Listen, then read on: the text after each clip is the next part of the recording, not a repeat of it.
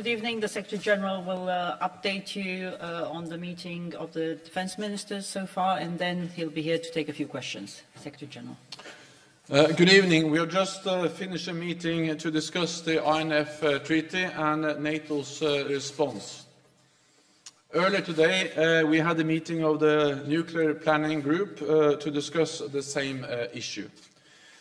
Russia's SS-C-8 missile system violates the INF treaty and is a significant threat to our security.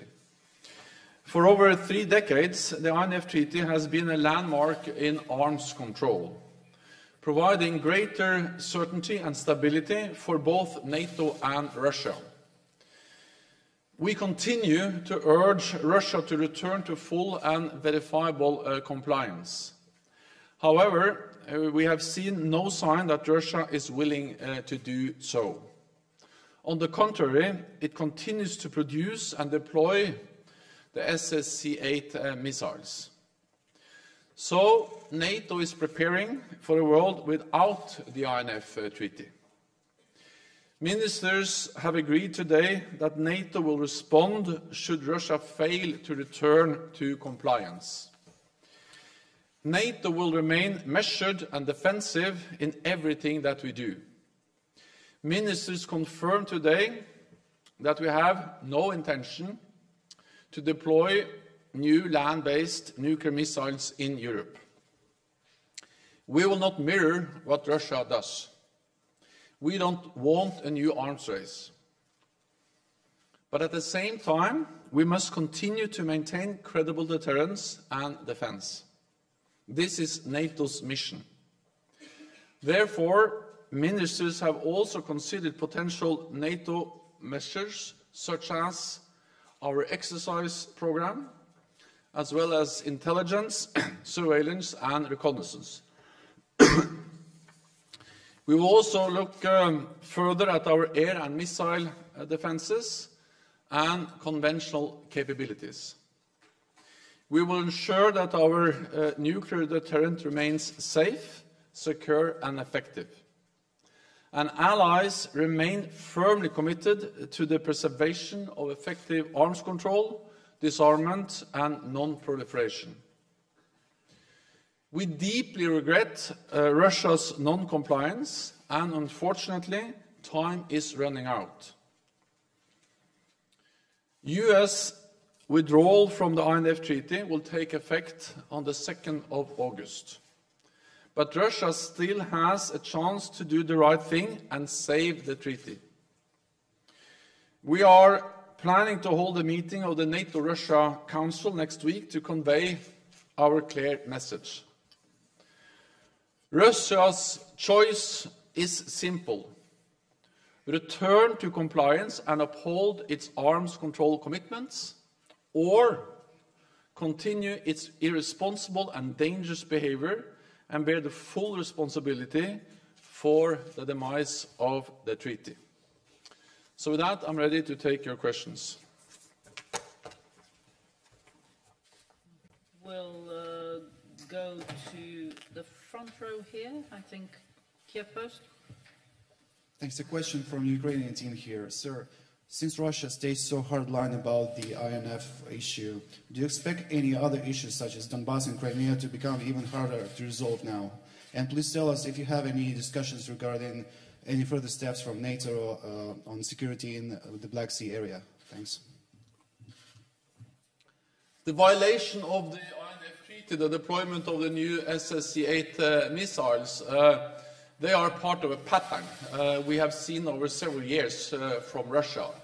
A more assertive behavior, aggressive actions against Ukraine, illegally annexing Crimea, modernizing their armed forces, investing in new conventional capabilities, investing in new nuclear capabilities, and also a rhetoric which is much more assertive than we have seen before.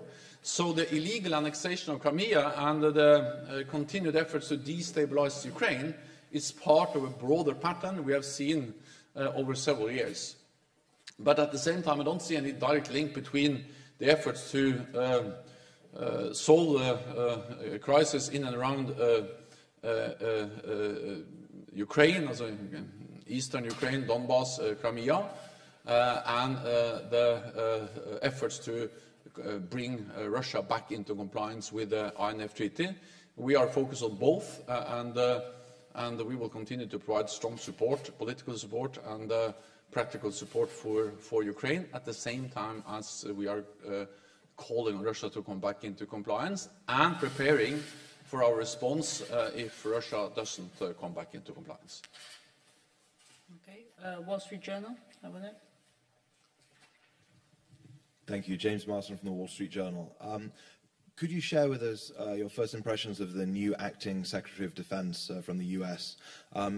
Anything new, anything different in his approach or his messaging compared with the previous acting Secretary? First of all, he stated very clearly that there has been a change of leadership in the Pentagon, but no change of policy. And he made a very good impression, and I'm looking very much forward to working with him, not least because he has a background, a long experience, which is very relevant for NATO. His experience from the military, from Pentagon, from the Congress, from the industry, and he has also served in Europe. So he really knows NATO, he knows what the transatlantic bond is about, that we stand together, because he has been part of that for many, many years, including serving in Europe. So I really look forward to working with him, and I know that he has a lot of knowledge and experience which is highly relevant for the alliance. Okay, AFP.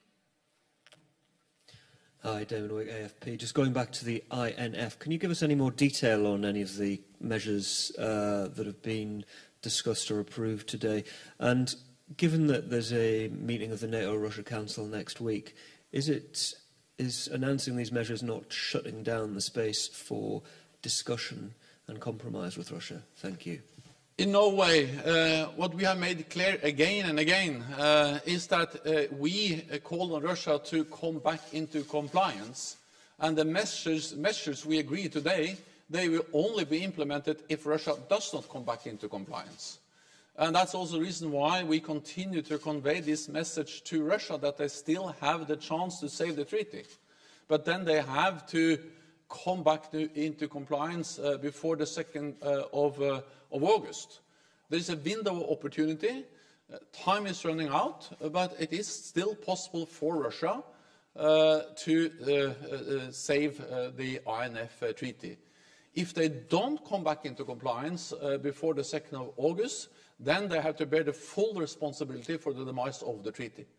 Because actually we have been we have shown a will to wait and to call on them for many, many years. This is a concern we raised many years ago.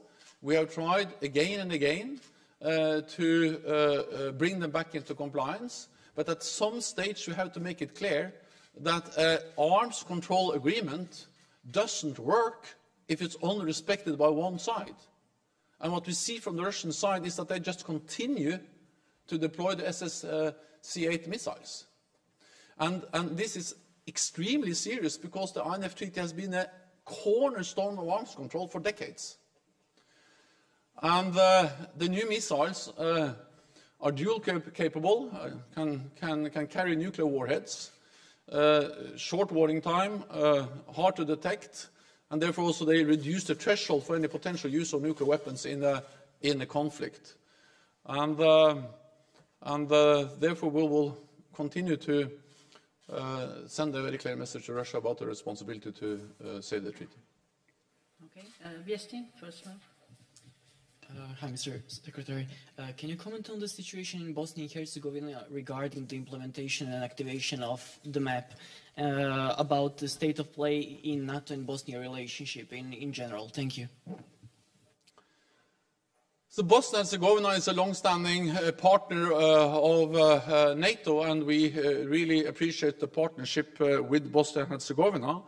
And as you know, last December, foreign ministers agreed to accept the submission of Bosnia and Herzegovina's first annual national program. And this tool is important to further strengthen our partnership, and it includes measures covering political, economic and defense reforms. The overall aim is to help implement these reforms, and it's up to Bosnia and Herzegovina to take up our offer. So they decide whether they take up the offer to accept the first annual national program. Taking up this offer would not prejudge any potential future NATO membership for Bosnia and Herzegovina. NATO fully respects the country's sovereignty and independence.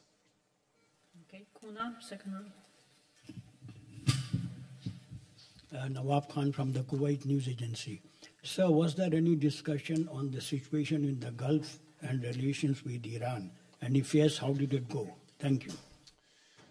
We did not discuss the situation in the Gulf today, but it has been stated by some ministers that this issue will be raised tomorrow. So it's not formally on the agenda, but some ministers have stated that they will raise it tomorrow. So then maybe I can tell you some more tomorrow. Over there.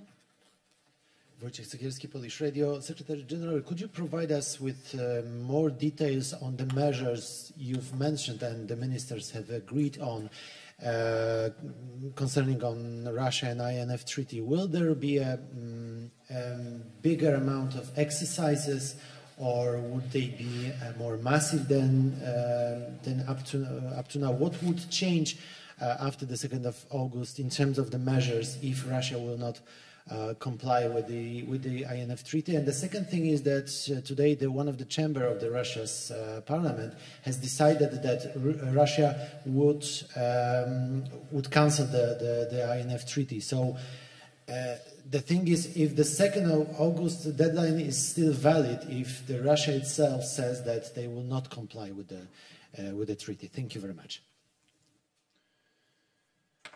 So what we have decided today is that we will respond should Russia not return to compliance.